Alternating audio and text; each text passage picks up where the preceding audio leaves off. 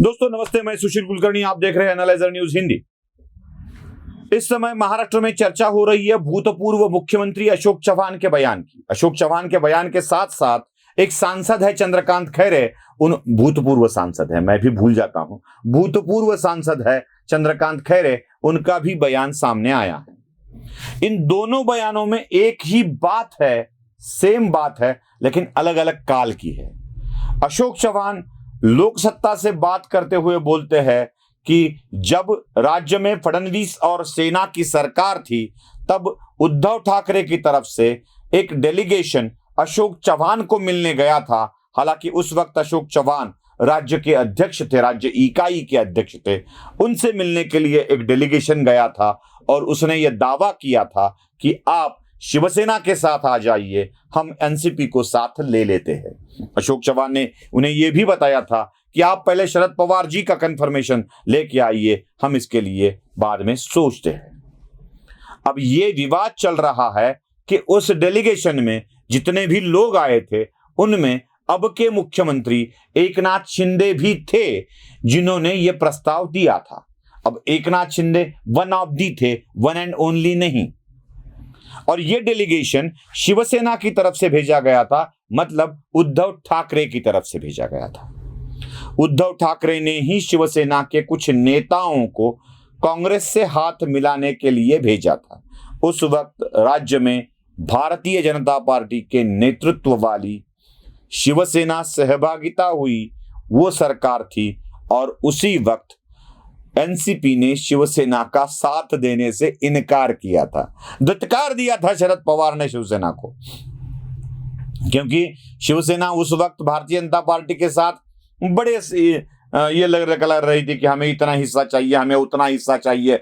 विपक्ष का नेता भी बना दिया था एकनाथ शिंदे को शिवसेना ने, और बड़े तेजी से वो चल रहे थे और उनको लग रहा था कि हमने चाहा तो बीजेपी को नीचे खींच सकते हैं। उस वक्त इनकी सारी मंशा शरद पवार ने मिट्टी में मिला दी थी, पूरी की पूरी, क्योंकि शरद पवार ने सभागृह में अपने विधायकों को अब्सेंट रहने के लिए कहा था और देवेंद्र फडणवीस की सरकार ने उस वक्त विश्वास मत हासिल कर लिया था।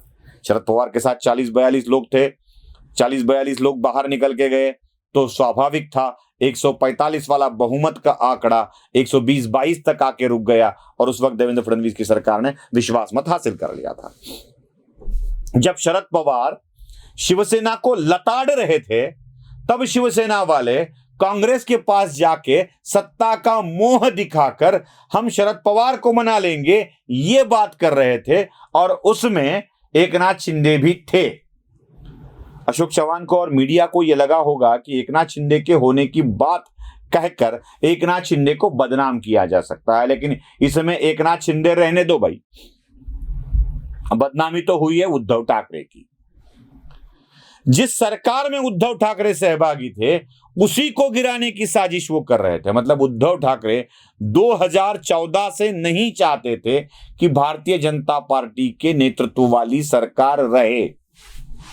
गद्दारी वाली जो बात उद्धव ठाकरे बार बार दोहराते ना, वो कहते कि नहीं नहीं हम गद्दार नहीं थे, बीजेपी ने ही अपना ये शब्द पूरा नहीं किया, वचन पूरा नहीं किया, ये बातें बार बार दोहराते आए। मतलब हम वो अमित शाह के साथ बैठे थे और अमित शाह ने हमें शब्द दिया था बंद दरवाजे में कि तुम्हारा मुख्यमंत्री आधे समय के लिए होगा, लेकिन ये बात नहीं मानी, अगर कर दिया होता तो हम भी क्यों अपने अलायंस को तोड़ते। ये वाली बात उद्धव ठाकरे बताते हैं। बाद में बताते हैं नहीं शरद पवार ने मुझे कहा, मैं कहां बनना चाहता था महाराष्ट्र का मुख्यमंत्री, वैसे तो शरद पवार ने कह दिया था कि बनो आप बनो आप बनो, इसलिए बन गया। कभी कहते हैं मैंने मेरे पिता को वचन दिया था कि नहीं नहीं मैं शिवसैनिक को मुख्यमंत्री बनाऊंगा, इसलिए मैं ही बन गया, बेटे को भी मंत्री बना दिया। ये वाली बातें उद्धव की हमेशा चलती आई है। लेकिन अशोक चव्हाण ने उद्धव ठाकरे को दुनिया के सामने नंगा करके रखा है वैचारिक दृष्टि से कि उद्धव ठाकरे 2014-15 से यह सरकार गिराने की साजिश में थे, 19 में वो सरकार न बना देकर सफल रहे हैं। मतलब गद्दारी उद्धव ठाकरे के मन में थे, यही बात अशोक चव्हाण ने दुनिया के सामने लाई है। और दूसरी बात, अशोक चव्हाण ही खुद बीजेपी में जाने की चर्चा जोर से चल रही थी। इस चर्चा को कहीं रोकना जरूरी था, कहीं डाइवर्ट करना जरूरी था। अभी उनको शायद इस वक्त राज्य इकाई का अध्यक्ष पद मिलना बाकी है, वो शायद मिल सकता है। इसीलिए ये अशोक चव्हाण ने ये सारी बातें स्थानीय पत्रकारों को साथ में लेकर आगे बढ़ाई है। और दूसरे एक व्यक्ति है वो चंद्रकांत खैरे, उनके बारे में कुछ कहना गलत होगा। अब उनकी राजनीति खत्म होने की कगार पर है, बिल्कुल खत्म होने की कगार पर है। उद्धव ठाकरे, मैं लिख के देता हूं आपको, वो संजय राउत की तरह मैं बोलता हूं, मैं mark my word, Uddhav Thackeray अभी चंद्रकांत खैरे को आगे करने वाले नहीं है।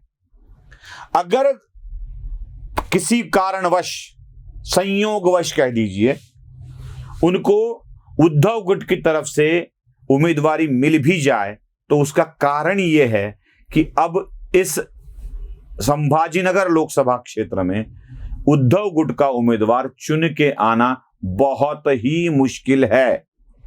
क्योंकि एक तो आमदार बचा है, विधायक बचा है, वो भी कन्नड़ से।